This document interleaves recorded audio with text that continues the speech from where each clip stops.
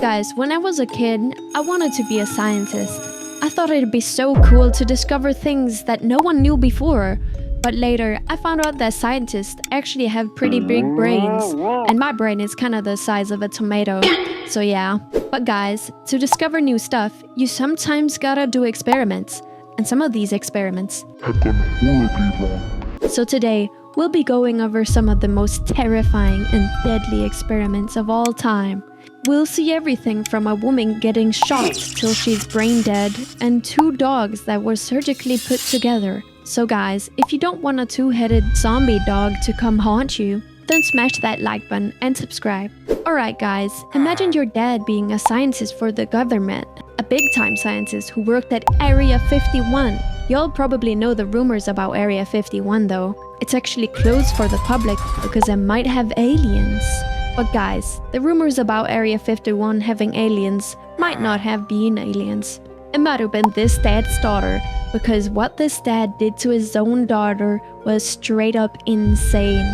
Take a look. What happened to Abigail Weston? During World War II, there was a rumor that the Germans were on the brink of creating super soldiers, which put pressure on all the governments to start their own super soldier program. Due to the danger of the experiments, no one volunteered, and eventually, one of the lead scientists, Albert Weston, offered up his daughter Abigail for the test. However, the experiments went south really quickly. Her hair started falling out and her bone structure started mutating, and shortly after that, she lost her mind. Realizing what he had done, Albert committed suicide. His colleagues were quick to try to get rid of Abigail and tried to starve her to death in her cell. However, she broke out and decapitated 2 security guards. Now, the official story says that she was recaptured and contained in Area 51, but guards and witnesses from that day claimed she was never captured and escaped south, hiding in Superstition Mountain, where many decapitated bodies have been found. So, ew, is that thing really her? Like, that doesn't even look like it's from this planet. I can't imagine what they fed her body to make it this grotesque. Like, she was so pretty before. But like, what did the dad think was gonna happen? Was he trying to make her into Captain America or something? To be honest, I think she ended up turning into a hairless Grinch instead. Alright guys, apparently there's some weird correlation between beautiful women and crazy scientists wanting to do horrible stuff to them. Like, this girl just went to the doctor to treat her anxiety, but instead of treating her, the doctor electrocuted her brain until she forgot who she was. Take a look. I thought I had heard about the worst human experiments, but I was wrong. So back in the 1950s, there was a woman named Gail who went to the doctor complaining about anxiety. And the doctor told her they had this new treatment for anxiety if she wanted to try it. So first he brings Gail into this room where he tells her he's going to give her a few electroshocks, which was normal at the time. But then, without preparing her, he gives her 15 times the maximum dosage of electroshocks. And after he does this, Gail starts writhing around on the floor and sucking her thumb, acting like a baby. Her brain was so scrambled from the shocks, she thought she was a child again. But this is exactly what the doctor wanted. So after all this happens, he gets Gail out of there and he puts her straight into a drug-induced coma. And when she's in the coma, he starts playing tapes on a loop for her, and some of them say things like, "I'm a good member of society." So the experiment the doctor was running was he wanted to see if he could take Gail's personality out of her through electroshocks and drugs, and then put another one inside of her. Gail was kept in this study for months, and she was released with the other subjects once the doctor figured out that what he was doing wasn't working. Oh my gosh.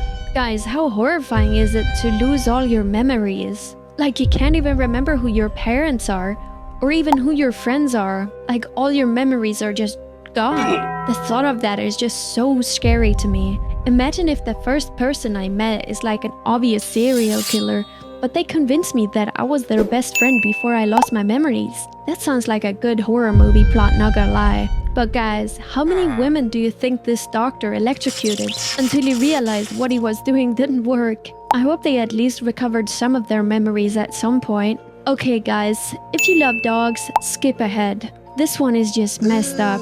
Have y'all heard of the show Cat Dog? It's like an animal with 2 torsos, one of a cat and one of a dog.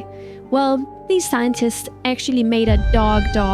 It's pretty messed up. Take a look. After being cut off, its blood vessels and nerves were attached to the neck of a larger dog. And once everything was connected, the small dog's head and front legs were sewn onto the larger dog's back. This disturbing setup forced them to share the same blood supply, keeping them both alive. And for 3 weeks, the small dog's head could move and bark. Now, sadly, the strain was too much on their bodies, and both dogs eventually died. Ew, I guess I understand why they would be interested in the results of these experiments for like head transplants and stuff. But what is the point of doing this on a whole dog? Why not like a little critter, like a lab rat? They're literally made for it. They're lab rats. That poor dog probably died in a couple of hours. Alright, this next experiment is a little less bloody and psychopathic. So imagine you're sitting in a room, and in the room next to you, there's another person. It just so happens that you have a button. That button will electrocute them if you press it. No one would press it, right? Well, that's the reason this experiment was conducted. The answer will surprise you. When the stranger got an answer wrong, you would press a button that would shock them. And this was all part of an experiment. Each time this happened, the shock got stronger, until the stranger screamed and begged to stop. But a man in a lab coat tells you to keep going, so you do. Even when you think the stranger has collapsed on the floor in pain, you keep listening to the man in the lab coat. Now, what you don't know is that the shocks actually aren't real, and the stranger is an actor. You are actually the real test subject. You see, despite the cries, you keep going, even to the point of possibly killing the person, just because an authority figure in a lab coat told you to. And this experiment was actually done in the 60s, proving how far ordinary people will go when we think we're just following orders. Like, what did they expect? These people signed up to be in an experiment, so of course they were gonna execute on the commands they were given. Like, I think the only reason people wouldn't press it is if they thought that pressing the button was the actual experiment. Though I really hope they only used actors on the other side. If not, this is a little too messed up for me. Okay, Vanilla Beans, this next one is actually so sad. Imagine you're a girl, but the whole time you've been feeling like a boy.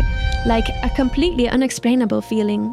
But like, you're just uncomfortable in your body, right? So you ask your parents, hey, why do I feel this way? And your parents suddenly say, well, it's actually because you are a boy, but your wee-wee was cut off from a failed experiment. Sounds crazy, right? Well, this actually happened. Take a look. This story is extremely disturbing, and unfortunately there was no happy ending for David Reimer. The first image here in this slideshow shows David when he was younger, and as you can see, he looks a little bit more feminine. The second image shows David older, looking much more masculine, and there's a very disturbing reason for this difference. At 8 months old, David went in for a routine circumcision, but there was an extensive amount of damage done, and his male body part actually fell off. Reconstructive surgery at this time was very rudimentary, so David's parents didn't have a whole lot of options. This is when Dr. John Money recommended that his parents remove all of his organs and prove the theory that society is what creates your gender. So they removed David's remaining parts, renamed him to Brenda, and raised him this way until he was 15 years old. The whole time David felt as though he was a boy, and when he was 15 his parents finally told him about the botched surgery. The mental damage was already done though, and David at the age of 38 would end up taking his life. And at the same time, Dr. Money's unethical experiment here would be proven wrong. Nah, but like, I think I would die from the shock if I just some random day found out I was a boy. Like, what? You're telling me I've lived 15 years of my life as a girl, and then suddenly I'm a boy who got his wee-wee cut off? Like, couldn't the parents just let him be a boy without a wee-wee? I'm so confused. But guys, speaking of confused, this next experiment was basically like deliberately confusing kids, and you won't believe the damages it did. Okay, so do you all know when people get bullied, they stop talking and like go into their own little bubble? Well, scientists wanted to test this on kids by telling them that they were talking wrong. Yeah, I don't know, but guys, the consequences were permanent. Check it out. In 1938, Professor Wendell Johnson recruited grad student Mary Tudor to study this at a local orphanage. 22 children were selected to participate, 10 of whom stuttered and 12 did not. The 10 stutterers were split into 2 groups. One group of stuttering children was told, quote, "You do not stutter, your speech is fine." The other group was told, quote, "Your speech is as bad as people say." The fluent speakers were also split into 2 groups. One was given compliments about their good speaking skills. The other group was told that they were developing a stutter and that they must correct it immediately. therapy. The children believed that they were receiving speech therapy. In terms of how feedback affected speech, the results were mixed. But the children in Group 2A, the group of fluent speakers who were berated for their stutter, were negatively affected in other ways. Every child in this group began to struggle in school. Some of them refused to talk, even to their friends, or covered their faces in shame. They grew anxious, and their self-confidence plummeted. In 2007, a handful of the children from the experiment were compensated nearly $1 million because the negative psychological impacts were lifelong. That's just terrible. What did they think was gonna happen? Of course the kids are gonna be scarred for life when you literally bully them. The designer of this experiment had to be like twisted or something. The scientists were probably bullied as kids themselves and then wanted to pass it on in this experiment. That's what I think. Alright, so y'all have probably heard about World War II, right? You know, the Germans doing bad stuff. But y'all, there's another side to the story. On the other side of the earth. Japan was maybe even more horrible than Germany during World War II. You won't believe what they did to the Chinese. They would do the most horrifying experiments on Chinese citizens, just for fun. Check it out. Do you know how many people a single bullet can penetrate? Do you know that they once tied a living person to a special chair, steamed them with high-temperature vapor for 15 hours, then weighed the body just to calculate that the human body contains 78% water? Do you know they locked people inside airtight chambers, slowly sucked out the air until their eyeballs burst and their intestines shot out? Do you know they left people to freeze solid in the snow, then plunged their limbs into boiling water to peel off the skin in one piece? This isn't a horror movie plot. This was real human experimentation by Japan's Unit 731. They used living people to test the blast radius of explosives, infected entire villages with deadly bacteria, and cut out organs piece by piece from victims to label and preserve. Pregnant women, children, the elderly, all became nothing more than experimental material in their eyes. That's insanity. How do you even come up with these experiments? They boiled them? Like Chinese people aren't potatoes. And Japanese really had to think of them as objects. I thought Japan was all about cute characters in video games, not peeling people's skin off. They really had to switch up, huh? Alright guys, for this last one, have you guys ever played Among Us before? Like this was basically Among Us, but in a mental asylum. Like these people literally just faked being mentally insane to test if doctors would spot them. And the results might be shocking.